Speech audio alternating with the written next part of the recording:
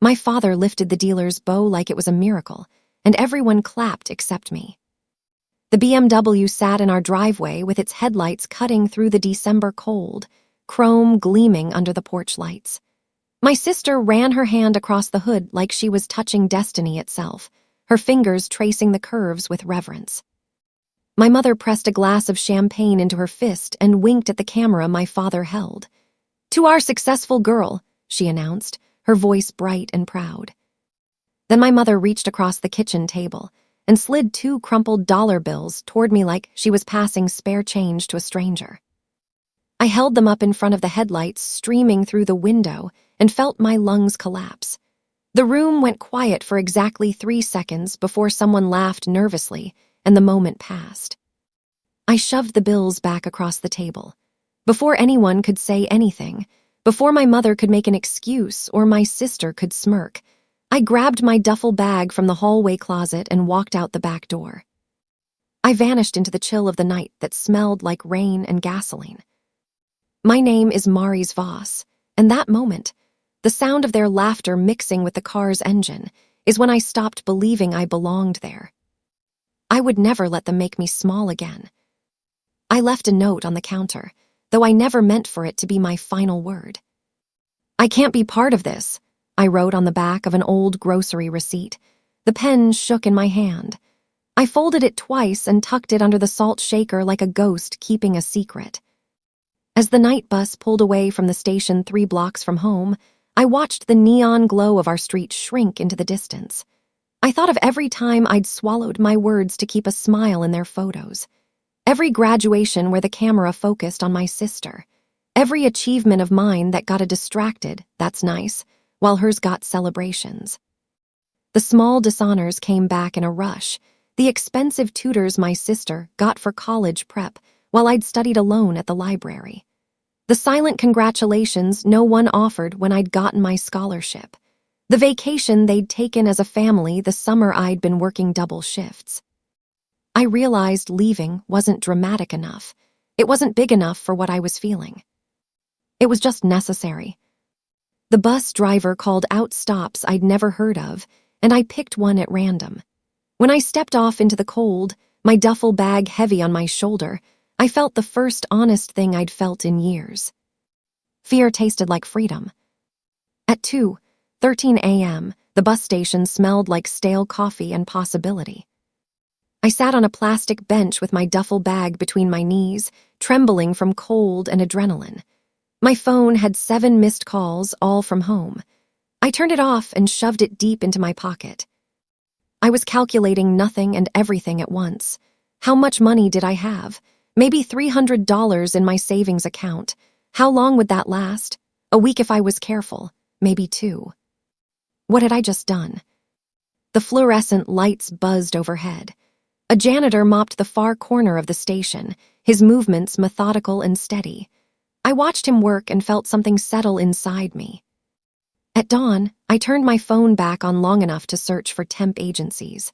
I found one that opened at 6 a.m. and called the moment their voicemail switched to a live person. I lied about where I was staying, gave them a friend's address I barely remembered. "Can you start immediately?" the woman on the line asked after I explained I was looking for anything available. Housekeeping, retail, warehouse work, didn't matter. "Yes," I said without hesitation. She gave me an address and told me to be there by 8 a.m. for orientation. I bought a coffee with quarters and watched the sun come up through the station windows. I felt the first honest thing. Fear tasted like freedom. My first paycheck was smaller than the crumpled bills my mother had offered, but I folded it into my wallet like a promise. The temp agency had placed me at a hotel doing housekeeping. I learned to scrub rooms until the grout gleamed, to fold hospital corners on beds, to spot check for the tiny details guests never noticed, but inspectors always did. I learned to smile at people who treated me like an equal because my wage made me one. Nobody here knew about the BMW. Nobody here knew I was the daughter who'd been dismissed with $2. I was just Maurice, the new housekeeper who worked hard and showed up on time. At night, I slept in a one-room rental I'd found through a bulletin board at the laundromat. The landlord didn't care whose car you drove or where you came from. He only cared that you paid rent on the first of the month. The room was tiny, barely space for a bed and a dresser, but it was mine. I'd paid for it with money I'd earned. I bought groceries at the discount store. Ramen, eggs, bread, peanut butter. I calculated every purchase down to the cent. I walked everywhere to save bus fare. It was hard. My body ached from the physical work.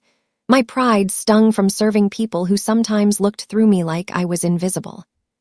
But I was free, and that was worth everything. A month later, I made the mistake of scrolling past a family photo on social media.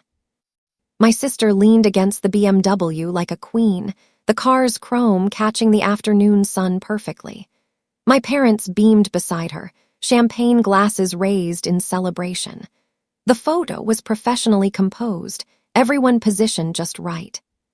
The caption read, "Blessed with the best family, grateful family first." 147 likes. Dozens of comments gushing about how beautiful she looked, how lucky she was, how wonderful our family seemed. My heart cracked all over again. Not from hunger, I'd eaten that day. Not from cold, I had a roof over my head. But from the knowledge that my small rebellion had become a glaring absence that made their picture perfect. I'd thought absence would sting them. I'd thought they'd miss me, worry about me, maybe even feel guilty about the $2 crumpled. Instead, my absence had simply been edited out like a blemish in a photograph. They looked happier without me there to remind them of their cruelty. I closed the app and stared at my phone for a long time. Then I deleted my social media accounts entirely.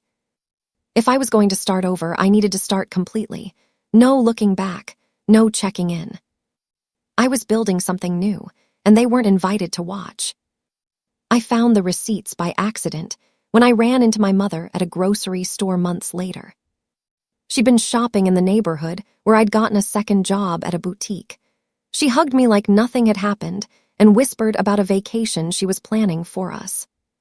Something about her tone, that careful emphasis on family, made my stomach turn. Like I still might be included if I just came back and pretended everything was fine. A week later, I returned to the house during the day when everyone would be out. I still had my key. I told myself I was just picking up a box of old belongings they'd been holding. But I found myself inspecting a drawer in my old room, looking for I don't know what. Answers, maybe, proof that I'd mattered.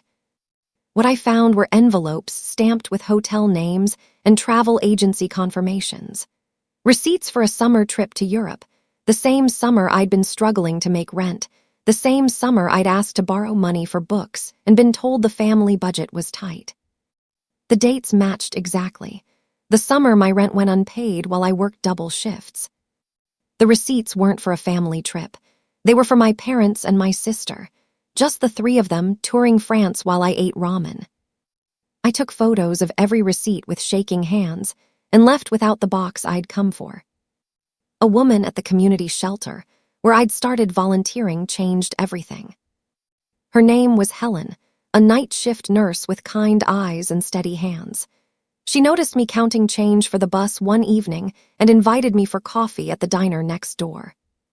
"Let me teach you something," she said, pulling out a worn notebook. "You build small houses of money, emergency, rent, future."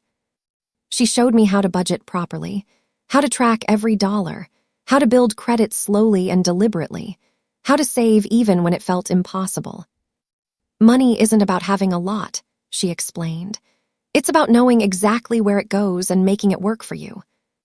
I started saving a little each week, $10, sometimes $20 if I picked up extra shifts. Like a secret orchard planted between the hours, I spent scrubbing floors and folding sheets. I kept my dignity when old friends texted asking if I was okay, as if the word could be winked away with their concern. As if leaving had been a breakdown rather than a breakthrough. I didn't respond to most of those messages. The ones I did answer got the same reply. "I'm doing well, building something new." Helen taught me that survival wasn't dramatic. It was steady, boring, repetitive work that built foundations nobody could see until they became unshakable. When the boutique where I worked opened a buyer position, I saw my chance. I'd been working retail for 8 months by then, juggling it with my hotel housekeeping shifts. I knew every item in our inventory, had memorized supplier catalogs, understood which pieces sold and which collected dust. I stayed late studying sales reports. I learned about inventory turnover, profit margins, seasonal trends. I memorized the names of designers and manufacturers our manager mentioned in passing. My manager noticed. "You don't just work here," she said one evening. "You're learning the business." "I want to understand how things work," I told her. When she posted the buyer position internally, I was the first to apply. The interview was brief. She'd already been watching me work for months. The promotion came like daylight. A raise, a desk in the back office, real responsibility. Not huge money, but enough to breathe. Enough to start building something real. My mother's voice echoed in my head the day I accepted. "You owe this family loyalty. We raised you." But my bank account, steadily growing for the first time in my life, laughed and told me the truth. I owed them nothing. Every dollar I earned was mine. Every opportunity I created belonged to me. The family I'd left behind had taught me what I didn't want to become. Now I was learning who I actually was. One night, my phone lit up with Holmes on the caller ID. I sat in my small living room and stared at it, watching a snail trail of streetlight move across the wall as the phone buzzed insistently. I didn't pick up. I thought about the BMW's shine, about $2 crumpled dollars, about the laughter that had followed me out the door. They left a voicemail. I waited an hour before listening to it, needing that distance to hear the words without feeling them. My mother's voice, bright and casual like nothing had happened. "Hi, sweetheart, we haven't heard from you in ages. We miss you. Why don't you come for dinner this weekend? Your sister wants to see you." No apology, no acknowledgement, just an invitation to pretend none of it had happened. I listened to it once, then deleted it. Let them miss me, let them wonder. I had work to do. I had a life to build that didn't include pretending their cruelty had been kindness. That didn't involve making myself small so they could feel big. I turned my phone face down and returned to the spreadsheet I'd been working on, tracking my savings, planning my next financial goal. They could keep calling, I'd keep building. Those were the terms now.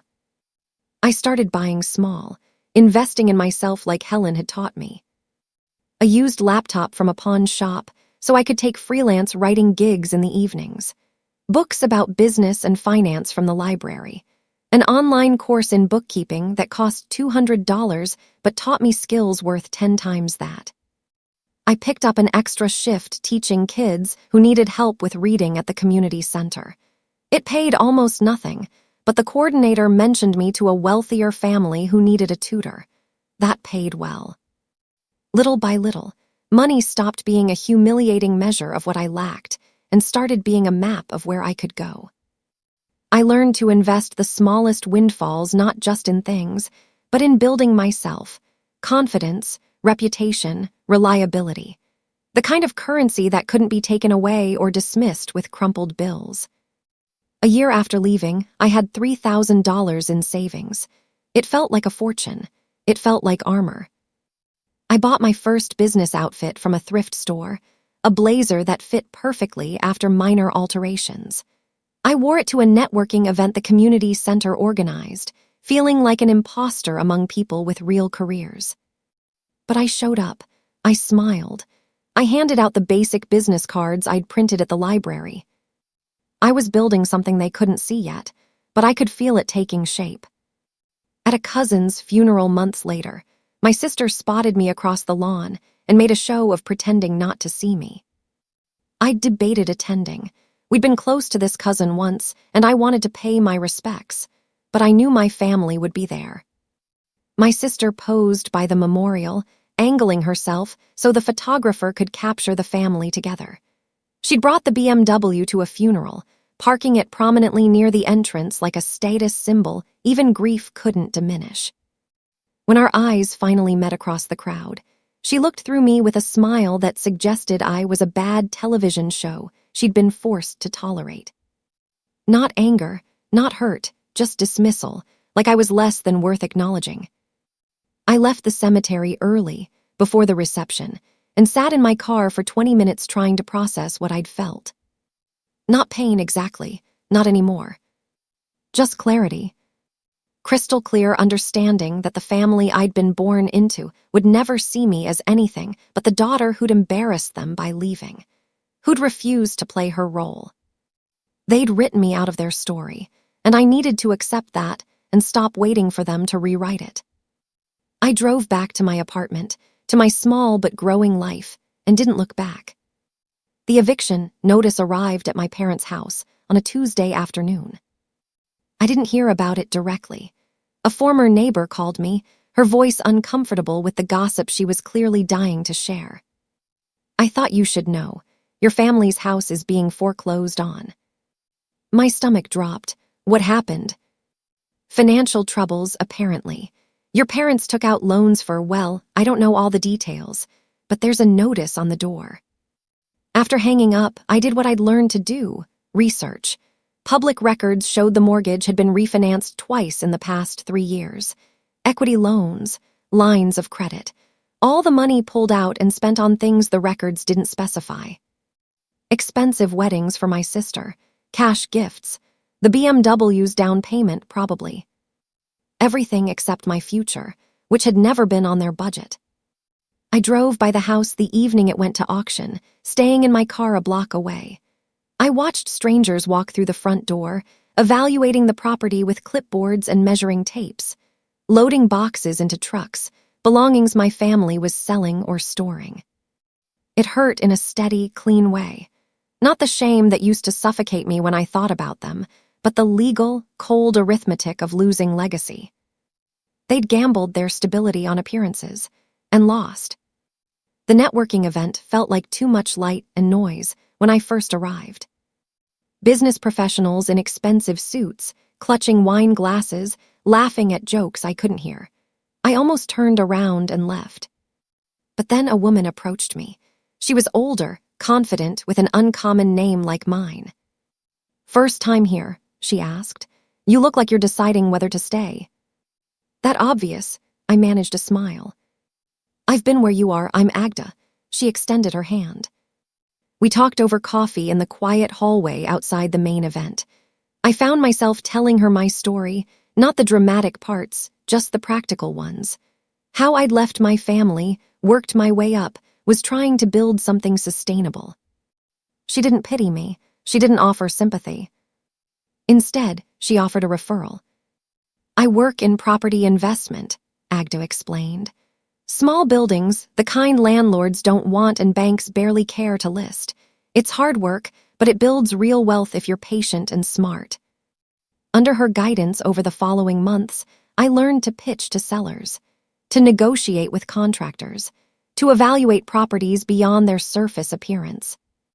She taught me that dignity built itself by paying bills on time. That reliability was worth more than charm. "You've got good instincts," she told me after I'd closed my first small deal. "Don't let anyone convince you otherwise." I bought my first property 18 months after leaving home. A rundown duplex in a neighborhood that was trying to gentrify but wasn't quite there yet. The place smelled like carpet cleaner and decades of neglect. Peeling paint, a leaking roof, outdated fixtures throughout. But the bones were good. The location was promising. And the price was right for someone with limited capital but unlimited determination.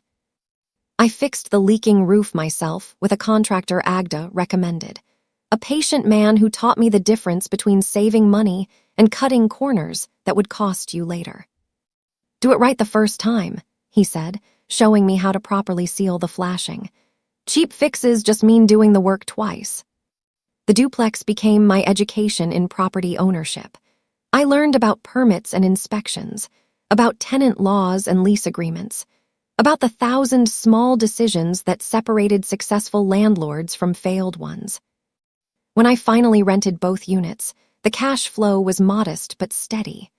After the mortgage and maintenance reserves, I cleared maybe $400 a month. But it was mine. The duplex paid me in cash flow and pride. I started to see how each purchased key could be a little victory over the night. I'd left with 2 crumpled bills and a duffel bag. Property was power, ownership was security, and I was building both. My sister hosted a success party for a friend and posted the entire thing on social media.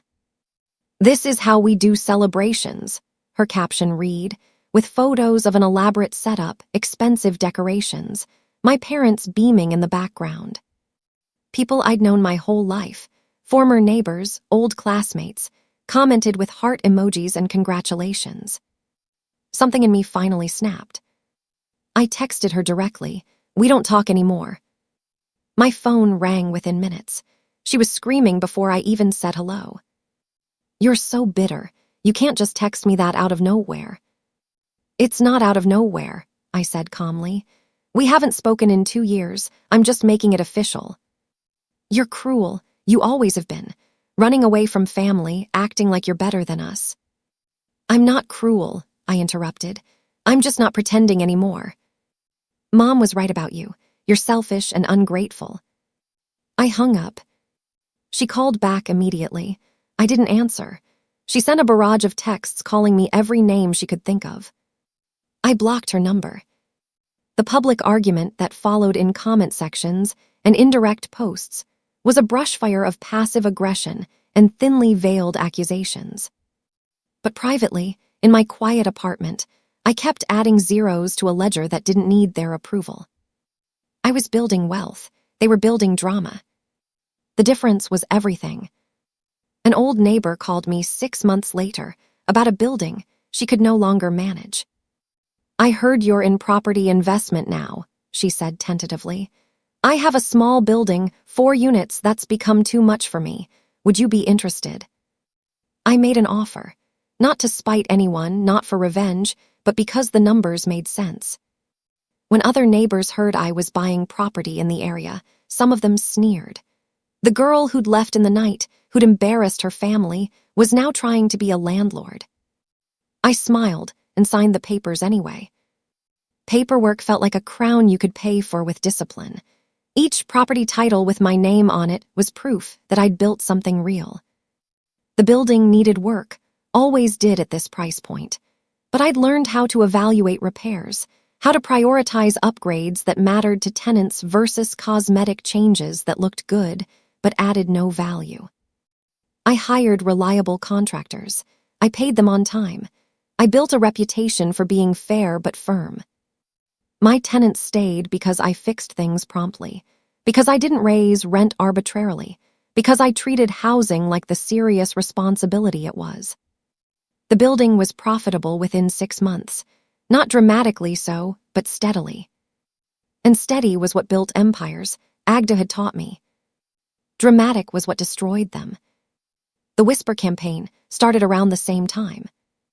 Former neighbors and old family friends began spreading rumors. I heard them through the grapevine, people who still cared enough to report back what was being said. They said I was still poor, living beyond my means, faking success. They said I was flaunting my so-called achievements to hurt my family. They said I was bitter and vengeful, that I'd never really moved on.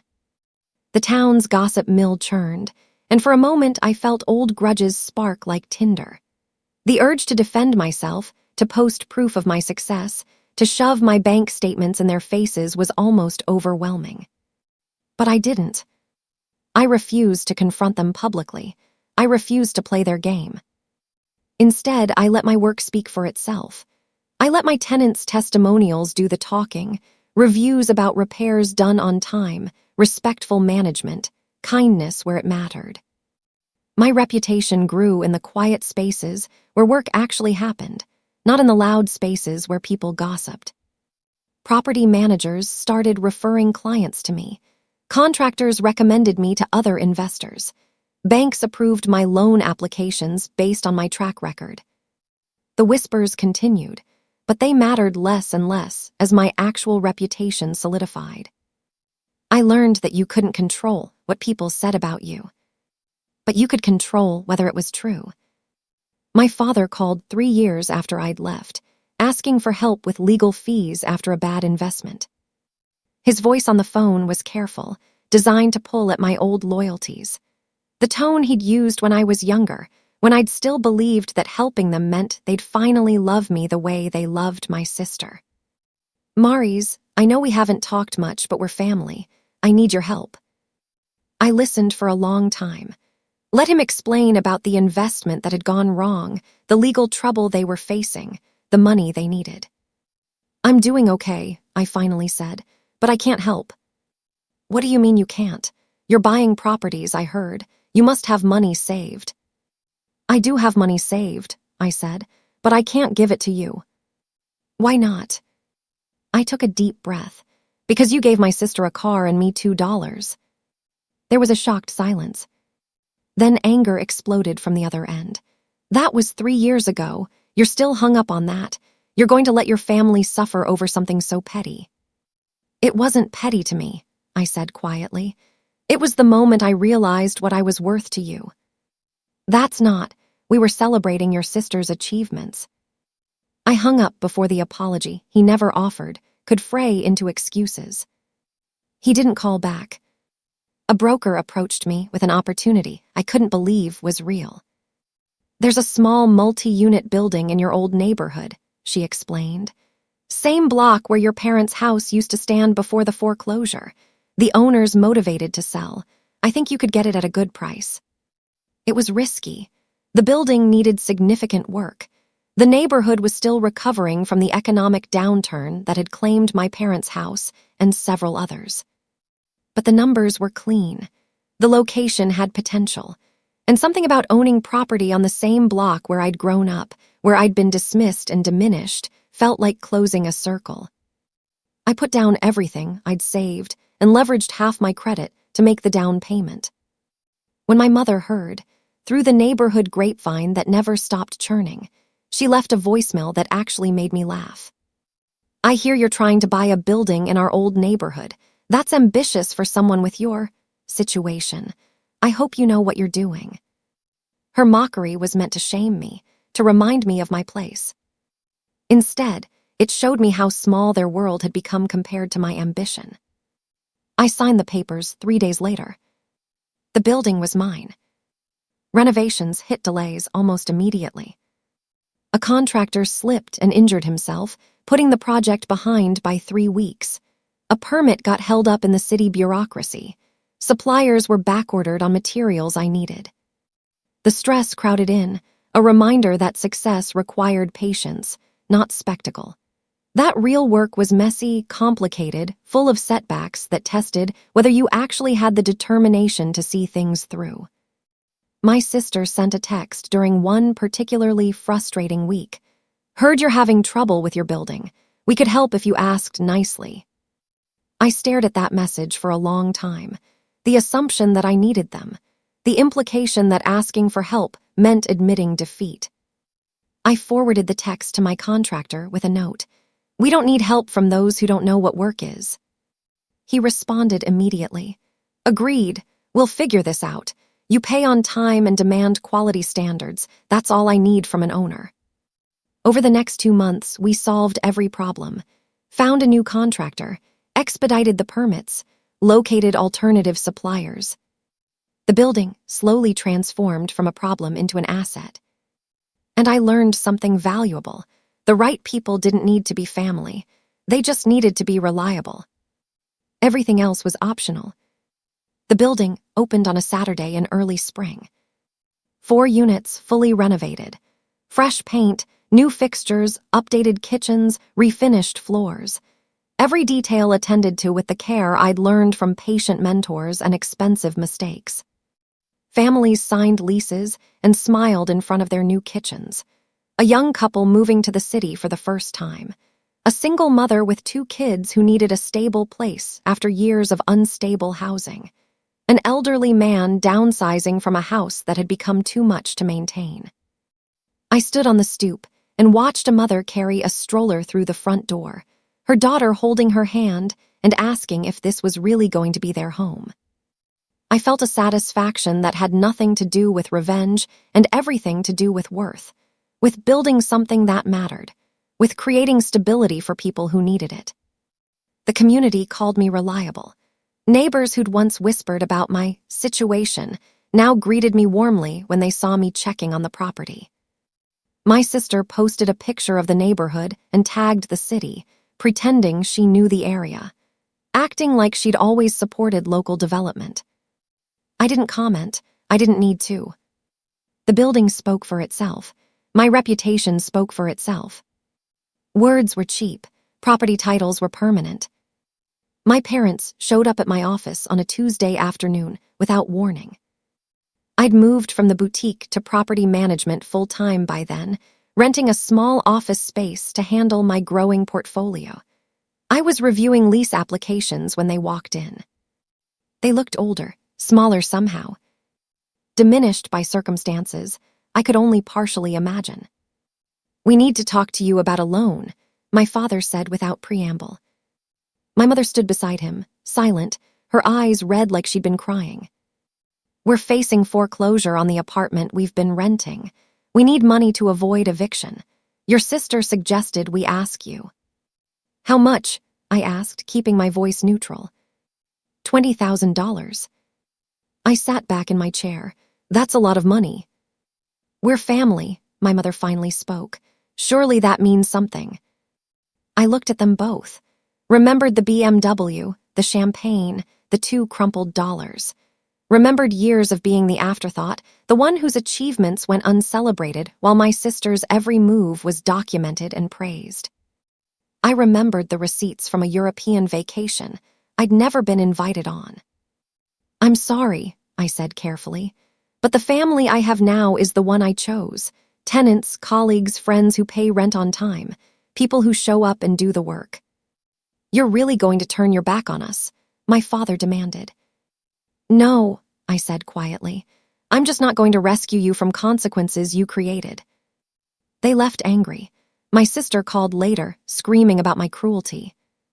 I went back to reviewing lease applications, my hands steady, my conscience clear. The detail emerged through a conversation with my banker 3 weeks later. "I probably shouldn't tell you this," she said carefully, "but since you're considering properties in that neighborhood, you should know there's an investigation." Investigation. Your parents took out multiple equity loans using their house as collateral. The money was funneled into what look like shell accounts, companies that don't actually do business, luxury purchases, gifts. Your sister's BMW payment shows up under a company name tied to someone who's now under investigation for tax fraud. My hands went cold. Are my parents in legal trouble? The mortgage servicer has definitely noticed. Auditors have been at the property. It's complicated.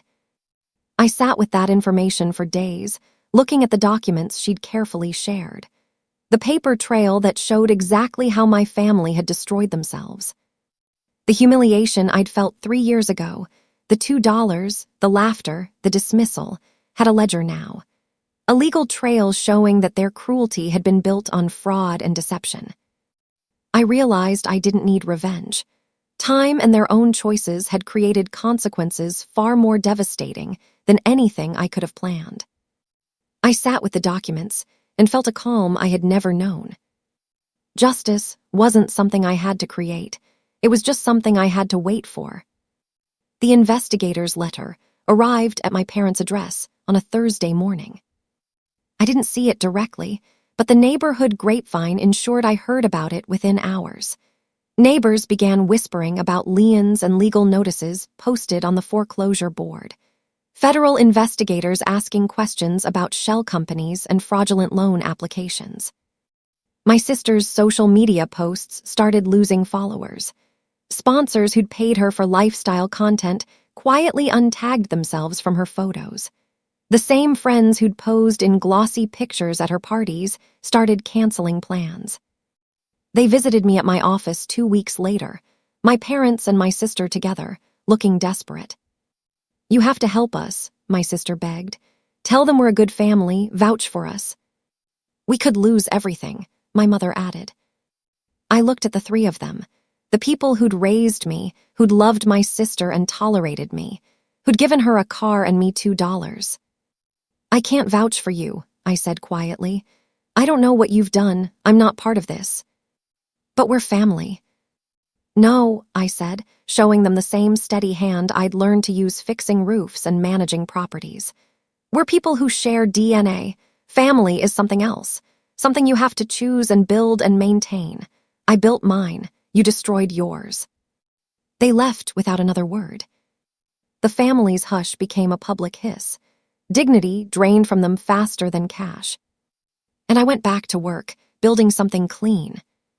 In the end, there was no dramatic gloating, no moment of triumph where I stood over them and declared victory. Just the slow, steady justice of competence winning out over corruption. My parents sold what assets they had left to pay legal fees. My sister lost the privileges she'd assumed were permanent, the lifestyle sponsorships, the social status, the BMW that went back to the dealership in a hush of legal paperwork. They moved to a smaller city, trying to start over where nobody knew their story. I hosted a small dinner for my tenants and a few close friends in the building I'd bought, the one on the block where I'd grown up. We toasted to people who choose kindness and responsibility over appearances and fraud. One evening, I walked past my old family home one last time. New owners had moved in, planted flowers in the front garden, painted the door a cheerful yellow. It looked happy in a way it never had when we'd lived there. I didn't feel triumphant looking at it. I felt free. My family had learned, painfully, that favors could be ledgered and loyalty had to be earned. I'd learned that the strongest revenge was building a life without bitterness, constructing something solid while others destroyed themselves with their own choices. I closed my eyes, breathed in the spring air, and felt something I hadn't felt in years settle deep in my chest. Peace. Complete, honest, earned peace. I'd turned $2 crumpled into a future they never saw coming, and it was enough.